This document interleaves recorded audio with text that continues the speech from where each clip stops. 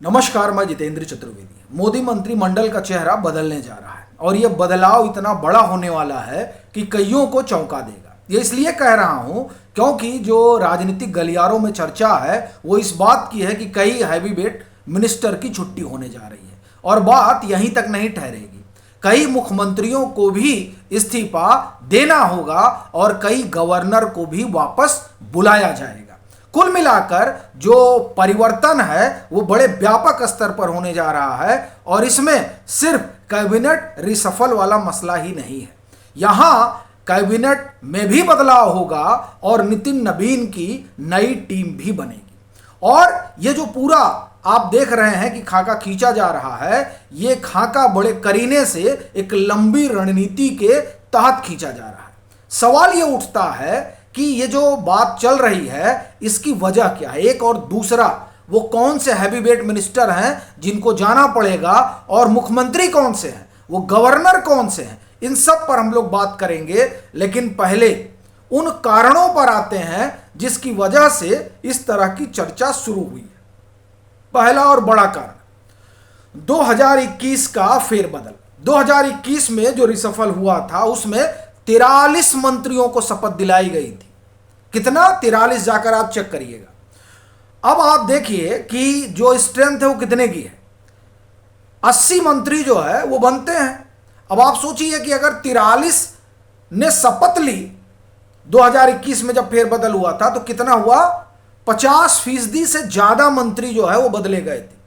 वही काम इस बार भी होगा और शायद इससे भी बड़ा हो, क्योंकि 2021 में जब फेरबदल हुआ था तो यह नहीं था कि पूरे मंत्रिमंडल का चेहरे ही बदल दिया जाएगा, लेकिन अब की बात पूरे मंत्रिमंडल के चेहरे को बदल देने की है। और यह मैं क्यों कह रहा हूं? दरअसल ए सूर्य प्रकाश का एक लेख आया है। ए सूर्य प्रकाश उन लोगों में है जिन्हें संघ और बीजेपी का बड़ा करीबी माना जाता है और यह भी माना जाता है कि दरअसल वो जो चीज लिखते पढ़ते हैं वो एक पॉलिसी की तरफ इशारा करता है। इसीलिए ए सूर्य प्रकाश का लेख बड़ा महत्वपूर्ण हो जाता है। वो क्या लिख रहे हैं? उन्होंने 25 जून को इंडियन एक्सप्रेस में लंबा लेख लिखा है जिसमें वो सीधे तौर पर कह रहे हैं कि बीजेपी को कामराज प्लान पर काम करना चाहिए। अब ये कामराज प्लान क्या है? के कामराज के प्लान के जरिए ही कांग्रेस ने एक तरह से कहा जाए कि अपना रिवाइवल का खाका खींचा था, जिसमें कई हैवीवेट कैबिनेट मिनिस्टर ने इस्तीफा दिया था।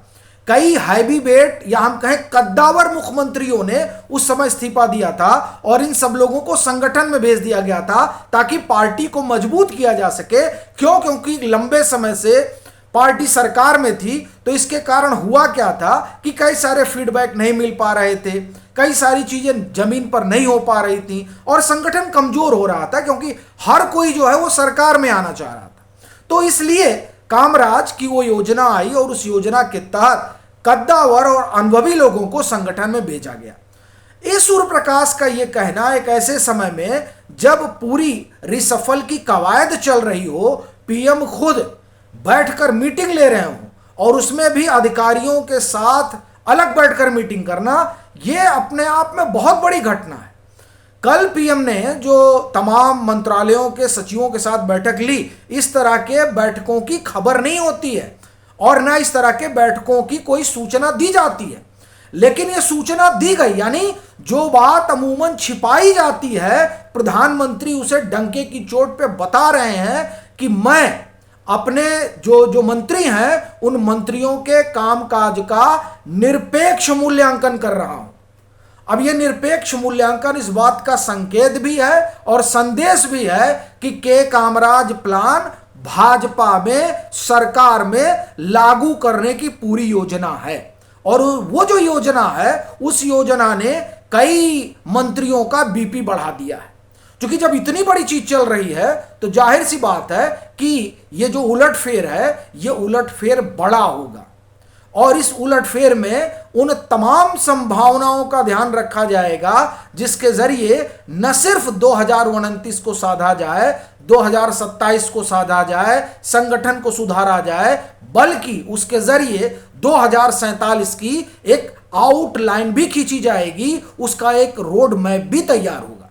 इस लिहाज से जो ए सूर्य प्रकाश कह रहे हैं उस पर कान देना बड़ा महत्वपूर्ण हो जाता है। देखिए, जो पॉलिटिकल कॉरिडोर है वहां भी चर्चा इसी तरीके से है कि पूरी सफाई के मोड में है मोदी साहब। पूरी टीम न्यू ब्लड चाहिए, यानी सब जो हो वो आए, और जो संगठन है, संगठन में इधर के जो लोग हैं सबको संगठन में भेजिए, वो लोग संगठन को मजबूत करें। इस लिहाज से जो चर्चा है उस चर्चा में पहली और बड़ी चर्चा बाहर जाने वालों में, पहले तो हरदीप पुरी का नाम नहीं चल रहा था, लेकिन अब हरदीप पुरी का भी नाम चल रहा है। कहा जा रहा है कि उनको भी बाहर भेजा जाएगा। धर्मेंद्र प्रधान, निर्मला सीतारमण, नितिन गडकरी, राजनाथ सिंह, ये नाम पहले से ही चल रहे हैं। हरदीप पुरी इसमें जुड़ गए हैं। मनोहर लाल खट्टर का भी नाम चल रहा है। ये वो लोग हैं जिनको कहा जा रहा है कि बाहर भेजा जाएगा। अभी जो अब खबर आ रही है उसमें तो एस जयशंकर का भी नाम लिया जा रहा है, और कहा जा रहा है कि जिस तरह से विदेश नीति को लेकर विपक्ष आलोचना कर रहा है, कटघरे में सरकार को खड़ा कर रहा है, उसको ख्याल में रखते हुए एस जयशंकर को भी रिप्लेस किया जाएगा, कहा जा रहा है। देखिए, कहने के लिए तो इस समय बहुत सारी चीजें चल रही हैं, उस कहने पर ना जाए, और अगर सिर्फ परफॉर्मेंस के आधार पर देखा जाए तो नहीं लगता कि एस जयशंकर की कोई विदाई वाला मसला है, लेकिन बाकी लोगों के लिए समस्या बड़ी विकट है। धर्मेंद्र प्रधान का बचाव सिर्फ एक लिहाज से हो सकता है, क्योंकि विपक्ष मांग कर रहा है, तो जिस चीज की मांग विपक्ष करता है वो सामान्यतः प्रधानमंत्री नरेंद्र मोदी करते नहीं। लेकिन अब यह है, धर्मेंद्र प्रधान वाले में एक मामला यह भी है कि विपक्ष के साथ साथ थोड़ा जंजी वाला भी मसला है। युवा भी बहुत नाराज है, और युवाओं को पीएम से बड़ी उम्मीद रहती है, तो इस लिहाज से धर्मेंद्र प्रधान का हो सकता है कि उनकी विदाई हो। जो बड़ी बात है वो देखिए, वो अमित शाह को लेकर है। अमित शाह को लेकर लगातार ये चर्चा चल रही है कि जिस तरीके से पटेल साहब, आडवाणी साहब को डिप्टी पीएम का दर्जा मिला था, वो डिप्टी पीएम के तौर पर काम कर रहे थे, उसी तरीके से अमित शाह का कद बढ़ाया जाना है।